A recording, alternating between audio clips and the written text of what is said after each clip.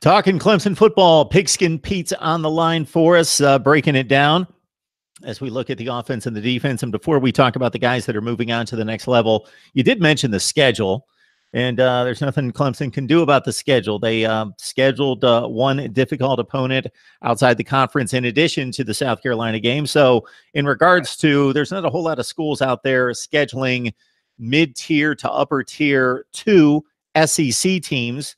So you can't help what's going on in the ACC, which I thought was very weak last year, but that kind of rests on Florida State and Miami to get their acts together because they're the two that really need to build the conference. The others are pretty much doing what you would expect, and Syracuse jumped out as being better than they typically are, and North Carolina is kind of weighing down at the other end, and they've got the potential to be much better. So when we look at the schedule, it's almost front-loaded, and when I say that, I don't mean like murderer's row, but when you look at Syracuse being the number 2 seed from last year, and if they turn out to be the second best team in the conference again this year, they're in week 3 after the big game against Texas A&M, and this time you get them at home, and that's after Georgia Tech, who's obviously going to give you a different look than they typically do with Paul Johnson out of the way. So your thoughts about the schedule, and of course, I think Florida State's the wild card because who knows what they have the ceiling to improve by leaps and bounds and not necessarily challenge you, but on a given day,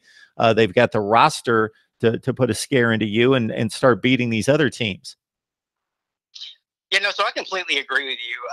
I've been on record as saying that I think if Clemson gets past, I think they'll get past Georgia Tech week 1 for obvious reasons. And I do think Georgia Tech's going to get better under the new coach and their new scheme and getting rid of that triple option, Monty thing they've been doing with Paul Johnson. But week 2 against A&M, luckily that's in Clemson. And I actually believe, and I could be wrong. A lot can happen between now and then. I'm a big believer in Texas A&M and Jimbo Fisher. I think that they are on the rise and they will be a top 5 or 6 team here in the next couple of years. And they're going to be a problem for anybody in the country, not to mention the SEC West division that they're in. But if we get past Texas A&M and then we go on the road the very next week to play Syracuse, if we come out 3-0 after the Tech game, A&M, and then Syracuse, I just would be very shocked to see anybody else on our schedule challenge us for the rest of the year. Maybe South Carolina, but again, I still think that South Carolina is on a different tier than Clemson. So, North Carolina State, they're just not. I know they give us trouble every once in a while, but they are on sort of a downslide right now. Louisville's an absolute mess. They need 3 or 4 years to get their stuff together with their new coach. So, yeah, I agree with you. If we get out of the first 3 games 3-0, then I can't see where we're going to lose a game, quite honestly. Louisville turned from 7-8 win team, 9-win team every year to a disaster last year. And now Ken Satterfield comes in to clean it up. And that probably will take a while. But it's a really good division now that Wake is actually a legitimate team that goes to bowl games, wins bowl games the last 3 years. Syracuse has obviously improved remarkably. Steve Addazio brings pretty much the same program and team every year. They just play good defense, run the ball, and go 7-5. And that's what they do.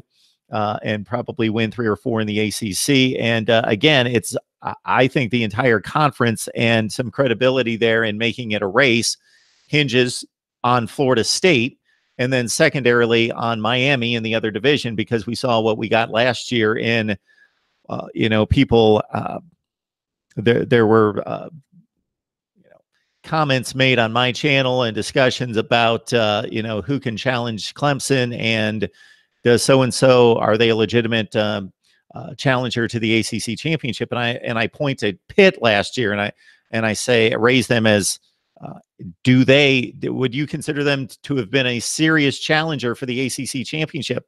And nobody thinks so, but they were in the game. So they were 60 minutes away, but the team lost 7 games. So the other division's just awful at this point if Miami doesn't get things cleaned up. But obviously from a talent standpoint, recruiting, resources, and brand, it's Florida State number 1 and Miami number 2 to try to even things out and make this interesting at some point again. Yeah, and I would honestly throw, listen, Miami last year had a lot of high expectations because of the season they had before that. Coming into last year, they sort of underwhelmed everybody, including me. But Virginia Tech really needs to finally do something. Yep. Justin Fuente, I'm a big fan of his. I thought he was a good hire when they hired him. And Virginia Tech is not the sort of team. They're like the Steelers in NFL. They don't fire coaches. So they've only had 3 coaches in the past 50 years or something like that. So when Justin Fuentes came in there, I was high on him for about 3 years. Before last year, I said, listen, he's got to do something this year or I'm going to jump off the bandwagon with him. And, they were terrible last year. Had some inexplicable losses to some really bad teams. They had a couple of good games, but, just really were not a challenge to anybody, even bad teams. And so if Miami and Virginia Tech can at least get back to being somewhat good, I'm not even asking them to be a 12-win team or 11-win team or a New Year's Six team, but listen, you got to do better than what you're doing. If they can get back to somewhat of a relevancy, then that'll help the conference out a whole lot. And you mentioned Florida State. Florida State is such an unknown at this point because I don't think that Willie Taggart is a bad coach, and I think it's too early to really say that. But if you look at his track record, the guy's rebuilt a couple of programs and made them relevant. I think he's a great recruiter, and I think probably even X's and O's wise, he's really good.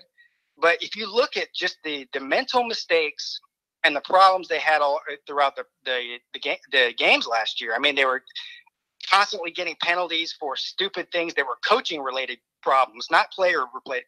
They were always having 12 men on the field and having false starts and just stupid penalties, and that's coaching. That's not players.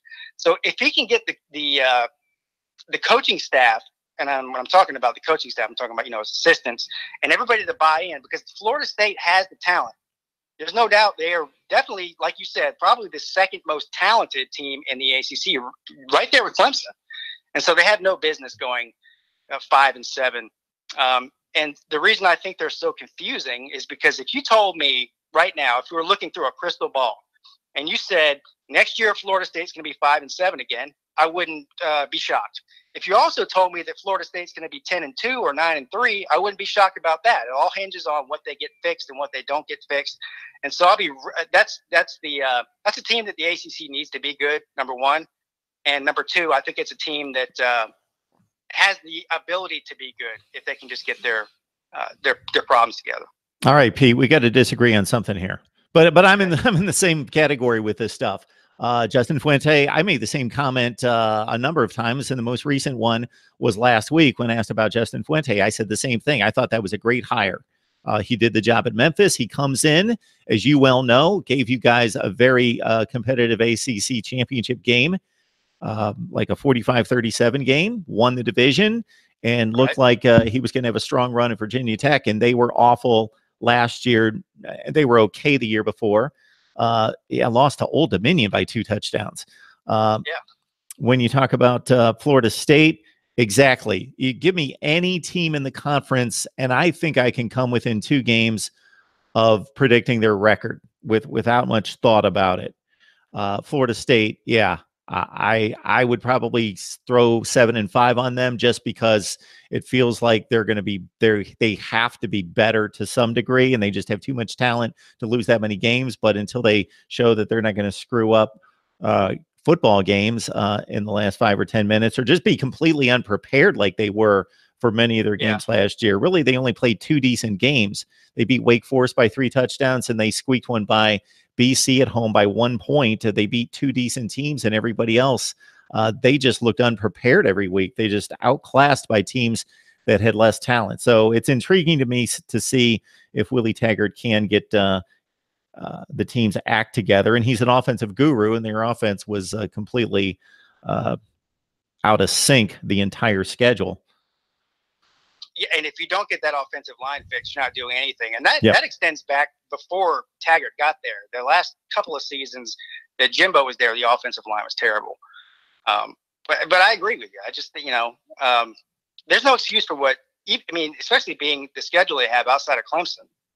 Now, I know they play Miami. That's a tough game for them, I guess. But outside of those 2 teams, there's really nobody on their schedule that they should be losing to. And to get embarrassed the way they got embarrassed last year, I don't know if it's going to take 3 or 4 years for the players to buy in, and you know, a lot of those players were Jimbo's players. Let's be honest. So they might not have bought into his whole philosophy, and they, you know, they might not have wanted him there. And that, if you don't have everybody on board, then things can go south in a hurry.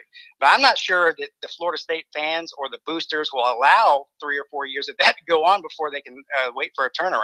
No doubt.